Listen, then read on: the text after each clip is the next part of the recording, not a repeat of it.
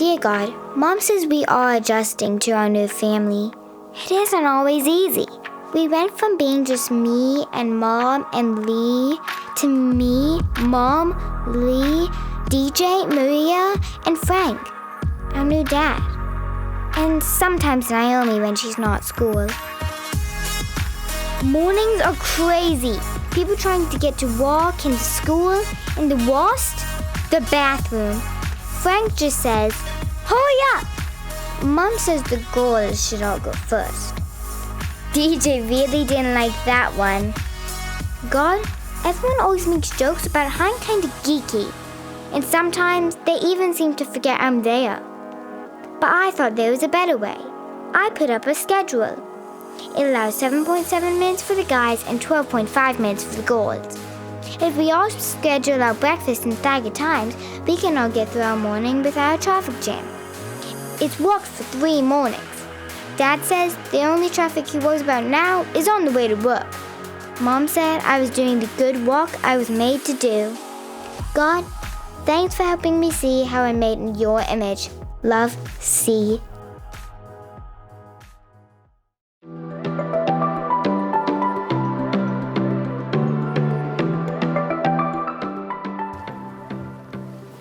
What's up, everybody? My name is Jacob, and today I want to talk to you about creativity. Because there's so many different ways to be creative, right? You could be like a creative actor. Alas, poor Yorick. I knew him well. Who's Yorick? You got the wrong skull, kid. Oh.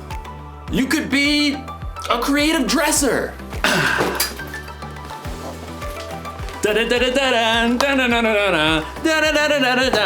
Hey! You could be like a creative, I don't know, scientist? But most of the time when you hear the word creativity, you think of something like this. A work of art. Or maybe you think of something like this. Wonder what's got him so anxious. Oh! Oh! Ugh, ewy. In today's story, you're going to hear about the very best creation of all time.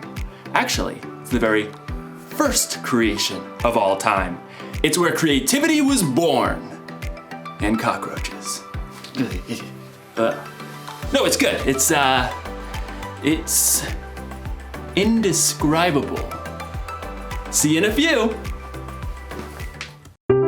The Bible. It's 66 books of history, stories, letters, and poetry that fit together to form God's one big story.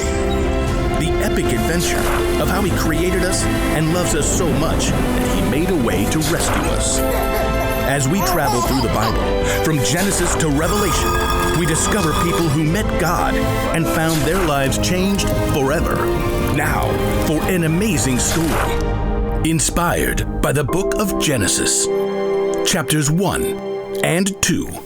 In the beginning, the very beginning, before the first breath, before the first flash of color, before the first moment in time, there was nothing.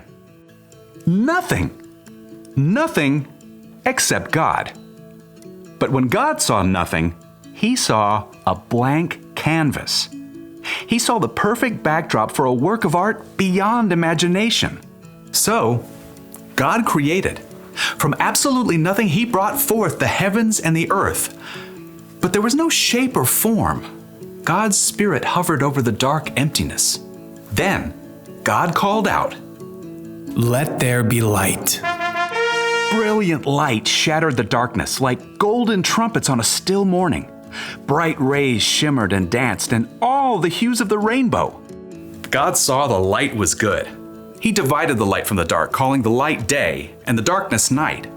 Evening and morning together shaped the very first day of all time. Then God said, "Let there be a huge space between the waters. Let it separate water from water." By His words alone, God shifted the waters, leaving a vast arching space above, the sky. Evening and morning rolled past. The second day, God lifted his voice again. Let the water under the sky be gathered into one place. Let ground appear. Dry land shrugged its way out of the water. Islands and vast continents and gritty deserts and towering mountains. God called the dry ground land, and he called all the gathered waters seas. But God had even bigger plans for this day. Let the land produce plants, and let there be trees on the land. In moments, tall grasses unfurled across the plains, and giant redwoods shot up from the dirt. Flowers and grapevines and carrots and corn sprouted and flourished. God saw that all of it was good. That evening and morning closed out the third day. Let there be lights in the huge space of the sky. Let them separate the day from the night. At the sound of God's voice, the blazing sun exploded into being. The silvery moon spun out. Stars and galaxies flooded into space, filling the universe. Pew, pew, pew. God set the sun to rule the day, and the moon to rule the night. And God saw it was good. That evening and morning made up the fourth day. But God wasn't done painting his masterpiece just yet. Let the seas be filled with living things. Let birds fly above the earth and across the huge space of the sky. Instantly, the seas and rivers and ponds writhed with dolphins and octopi, salmon and minnows. Eagles soared and bluebirds nested, while ostriches stretched their long necks. God saw they were good. That evening and morning formed the fifth day. But God kept working on his creation. Let there be livestock and creatures that move along the ground and wild animals. At once, animals of every kind appeared. Elephants thundered through the forests, and squirrels darted up tree trunks. Monkeys chattered, and pigs rolled happily in the mud. God saw it was all good. But he had one more creation in mind. Let us make human beings so that they are like us. Let them rule over the fish and the birds. Let them rule over all the animals. Then, with his own hands, God formed the very first man and the very first woman, Adam and Eve. I'm me. And you are you. And this place, it's beyond words. Unlike the animals, God made people in his image to reflect him. Have children and fill the earth. Rule over the fish and the birds and every living creature. I am giving you every plant on the earth for food. God looked over everything he had created and saw that it was very good. That evening and morning were the sixth day. And on the seventh day, God rested. His work was finished. His glorious creation was complete. But because God had formed people in his image, they too could reflect his imagination and creativity. The possibilities ahead of them were endless.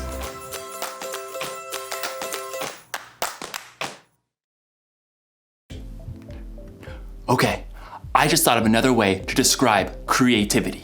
Creativity is imagining what you could do because you were made in God's image. God created everything, right? He made the stars and the planets and the mountains and the oceans. He made dogs and cats and elephants and ostriches. But when he made us, it got personal. God made us so that we think and feel and act tiny bit like him. We are made in his image. So check it. Imagine looking at yourself in a mirror. That's what God is like. And no, I'm not saying that he has the same hairstyle or eye color, but look a little bit closer.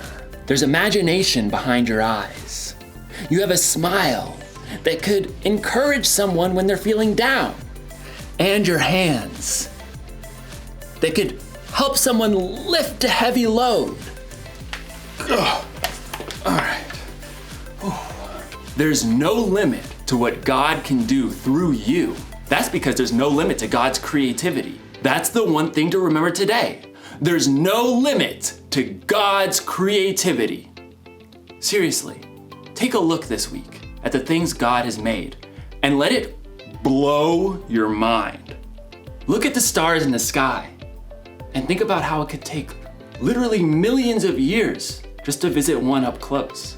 Listen to the sounds outside your window at night and let yourself wonder, how do crickets make that noise anyway? And then look really close in the mirror and see how unique you are. See the color and feel the texture of your skin. Look deep in the reflection of your eyes to see a God that made you and loves you more than you could even imagine. That should give us all a lot to think about.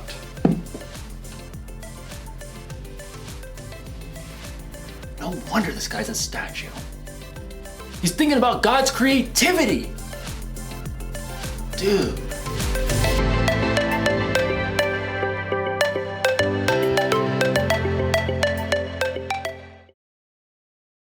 I will not fear or be discouraged. I will be strong. I will have courage. You are with me, Lord. I will not run or let my guard down. I will trust and I will stand my ground. You